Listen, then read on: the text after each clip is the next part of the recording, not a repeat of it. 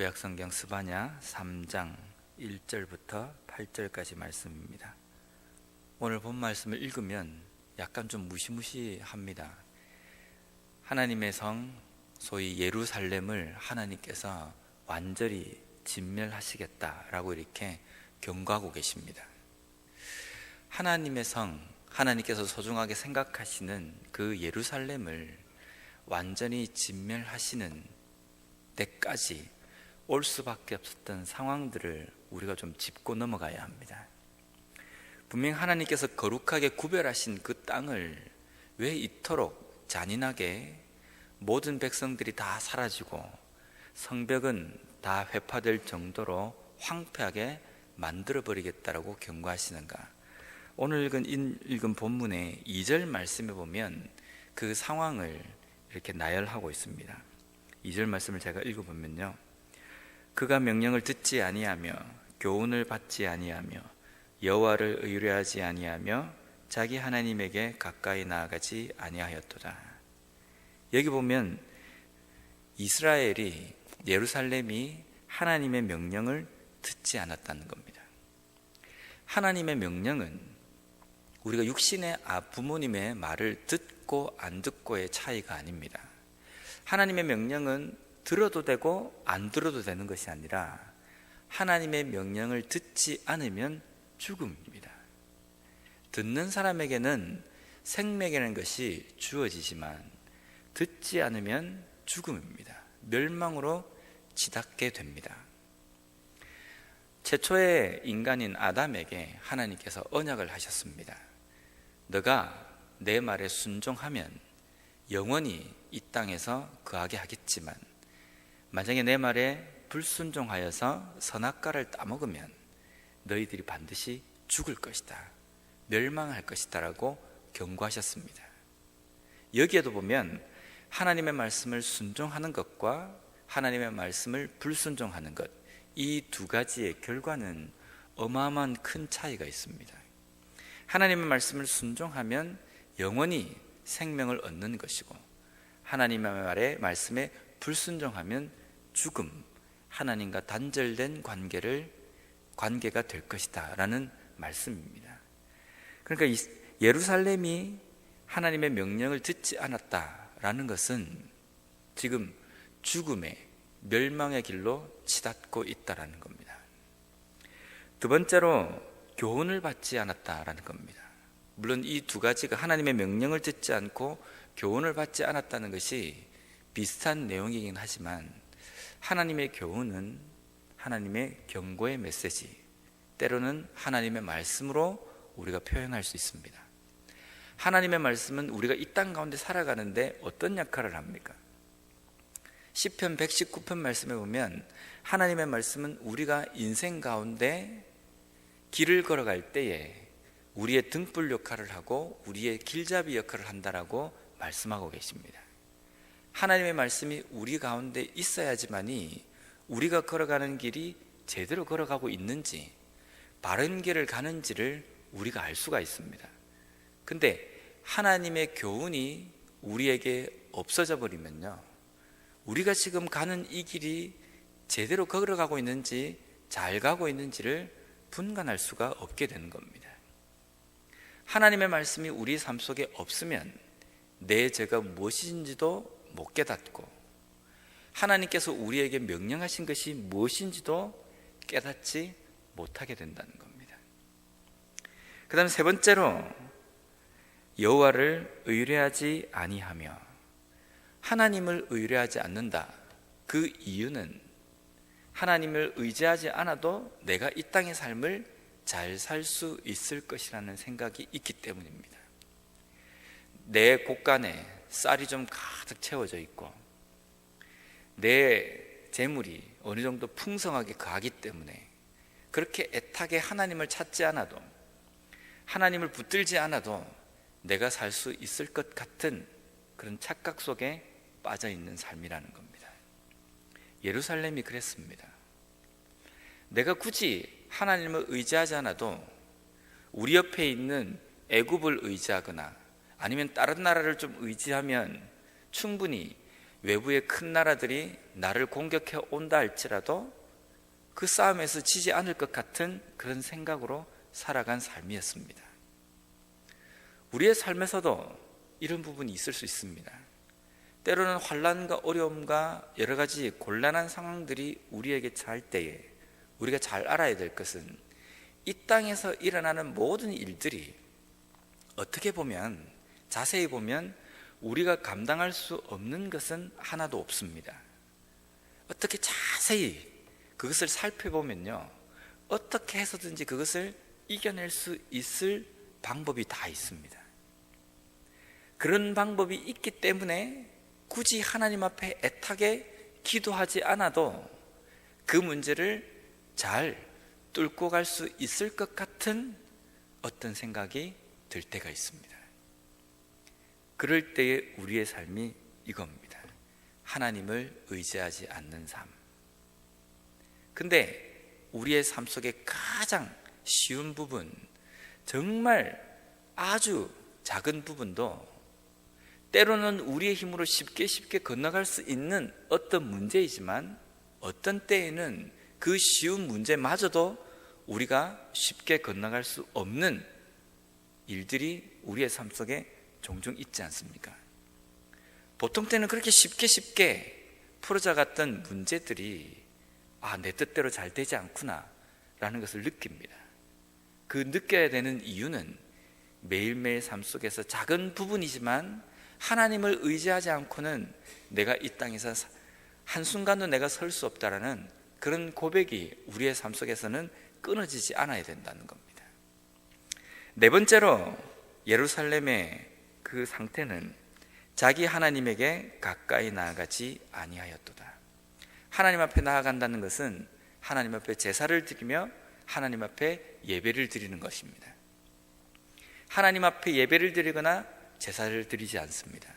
왜냐하면 하나님을 의지할 필요도 없고, 의지할 필요가 없다고 생각하니까 내가 가지고 있는 소유로 충분히, 내가 가지고 있는 조건으로 충분히 이 세상에 있는 삶을 살아갈 수 있다는 생각이기 때문에 하나님을 찾지도 않고 하나님 앞에 예배를 드리거나 제사를 드릴 만한 어떤 필요성을 전혀 느끼지 않는 삶이기 때문입니다. 예루살렘이, 남유다가, 하나님의 백성이 어쩌다가 이 지경까지 되었느냐면요, 그 3장 2절에 이어서 3절 말씀에 그 이유에 대해서 나와 있습니다.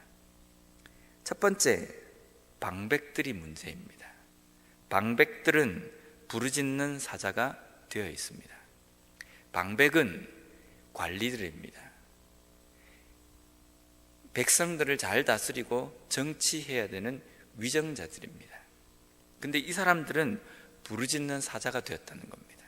이 부르짖는 사자가 되었다는 것은요, 어떻게 하면 내가 먹을 것을 구할 것인가, 어떻게 하면 내가 내 배고픔을 채울 것인가, 이것에 혈안이 되어 있는 그런 모습을 상징적으로 그린 것입니다.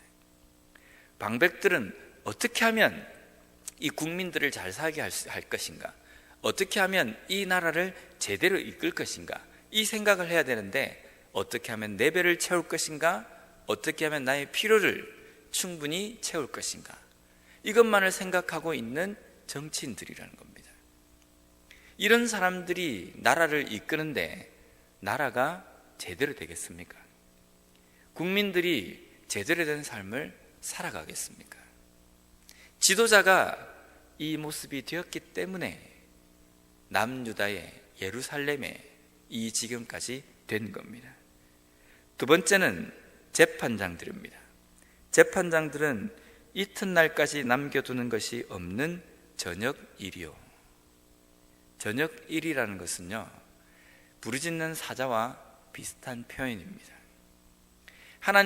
예수님께서는 무자비하고 자기들의 배만을 위하는 지도자를 표현하실 때에 일이라고 표현하셨습니다. 무엇이든지 움켜잡으려고 하고 자기 소유로 만들려고 하는 그러한 사람들을 향해서 일이라고 표현을 하셨습니다. 재판장들이 일이처럼 눈에 불을 켜고 자신의 이익만을 쫓습니다. 재판장들이 자신의 이익만을 쫓으면 어떻게 되겠습니까? 공평하게 재판을 해야 됩니다. 근데 뇌물을 받고 그 재판을 뇌물을 준 사람들에게 유리하게 판결을 내립니다. 재판이라는 것은 단순하게 법으로 재판하는 것이 아니라 하나님의 말씀으로 재판하는 것입니다. 그러니까 하나님의 말씀보다 자신에게 주어지는 이익이 우선이 되어 있기 때문에 백성들에게 하나님의 말씀이 제대로 전달될 리가 없습니다. 어떤 일을 행하면 그것이 하나님의 뜻에 맞는지 그렇지 않은지를 판결해야 될 사람이 재판장들입니다. 그런데 그런 삶을 살지 못하고 있습니다. 그 다음에 4절 말씀에 보면요, 선지자들의 타락입니다. 선지자들은 경솔하고 간사한 사람들이요. 선지자가 어떤 사람입니까? 여기 보면 그 다음에 제사장들이 나오는데요, 선지자는 하나님을 대신하여서 백성들에게 하나님의 뜻을 선포하는 사람입니다. 제사장은 백성들을 대신해서 하나님 앞에 백성들의 뜻을 전달하는 사람이 제사장입니다. 선지자는 백성을 대표해서 하나님의 뜻을 백성들에게 전달하는 그런 일을 해야 합니다. 그래서 선지자의 입을 통해서 나오는 말은 하나님의 뜻이 되어야 되고 하나님께서 백성들에게 말씀하시고자 원하시는 것들이 되어야 합니다. 근데 그 선지자들이 경솔합니다. 간사한 말을 합니다. 하나님의 뜻이 아니라 사람이 듣기 좋은 말을 한다는 겁니다. 권력층들과 결탁이 되어서 그들이 좋아하는 말, 아첨하는 말, 그들이 하는 행동이 잘 되었다라고 칭찬하는 말, 사람의 위주의 말을 하게 된다는 겁니다. 하나님의 뜻은 저 멀리 가버리는 겁니다. 소위 말하는 거짓 선지자의 삶을 살아가는 겁니다. 어떻게 하면 저 사람들이 듣기 좋은 말을 할 수 있을까? 어떻게 하면 내가 저 사람에게 인정받는 말을 해서 저 사람이 나를 좀 더 잘 봐줄 것인가?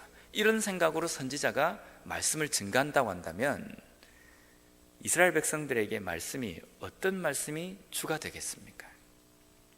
제사장들도 타락합니다. 제사장들은 제사를 업신여기고 재물을 우습게 생각하는 겁니다.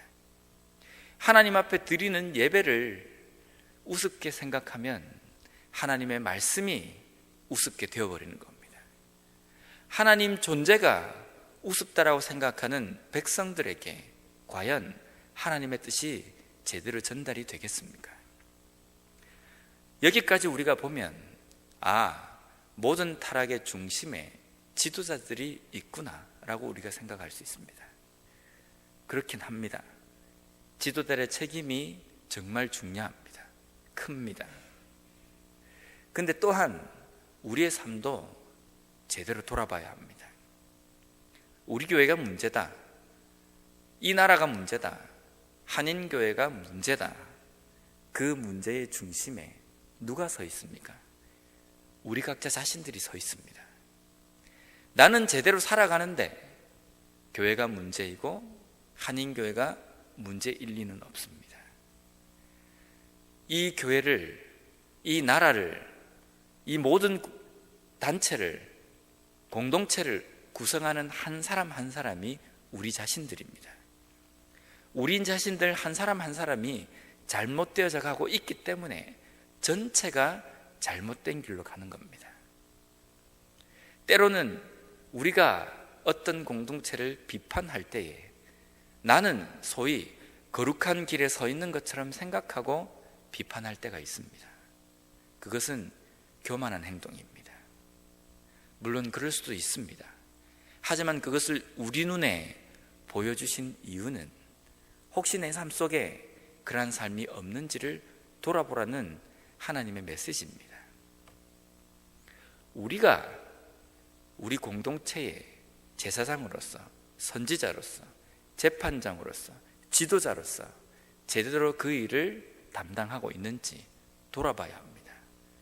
말씀이 내 삶 속에 살아 있습니까? 나는 과연 하나님의 일에 열정을 갖고 있습니까? 우리 교회가 말씀에 대한 열정이 없다, 하나님을 섬기는데 열정이 없다. 없는 이유는 내가 열정이 없기 때문입니다. 나는 열정이 없으면서 교회는 열정이 있어야 한다 라고 외치면 열정이 생기지 않습니다. 나라가 제대로 걸어가지 못하는 것은 내가 제대로 걸어가지고 있지 못하기 때문입니다. 내 자녀는 왜 이렇게 믿음이 없는가? 없는 이유는 나 때문입니다.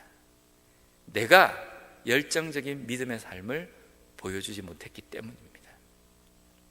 오늘 우리는 하나님께서 거룩하게 구별하신 예루살렘과 같은 하나님의 거룩한 성입니다. 그 거룩한 성인 우리가 하나님 앞에 지금 어떤 상태가 되어 있습니까?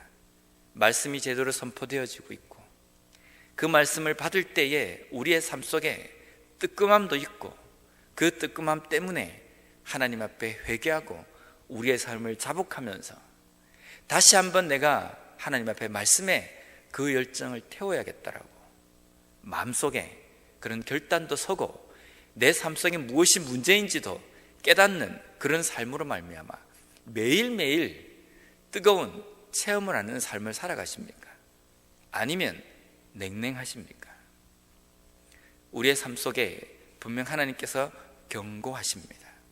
말씀이 살아서 움직여야 하고 그로 말미암아 하나님께서 명령하신 것을 지킬 때에 우리의 삶에서 하나님께서 원하시는 길을 걸어가고 있는 것이며 그것으로 인하여서 하나님의 뜻이 하나님의 기적 같은 은혜가 우리의 삶 속에 넘치며 우리 교회 가운데 넘칠 것입니다.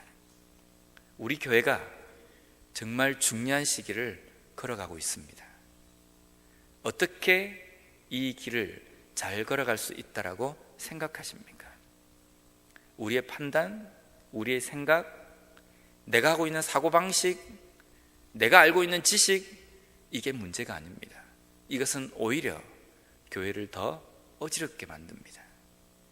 말씀이 제대로 세워져야 하고 기도밖에 할 게 없습니다. 기도 열심히 하면 하나님께서 이 역사를 어떻게 이루어 가시는지 그것을 볼 수 있습니다. 아, 이게 하나님의 역사구나 라는 것을 볼 수 있습니다. 주변에서 아무리 말을 많이 하고 이런저런 말을 한다 할지라도 우리는 서 있어야 될 자리에 서 있으면 됩니다. 그리고 그 길을 묵묵하게 걸어갈 때에 하나님께서 우리 교회인데 역사하시는 것을 오늘도 내일도 목격할 수 있는 우리 모두가 되었으면 좋겠습니다.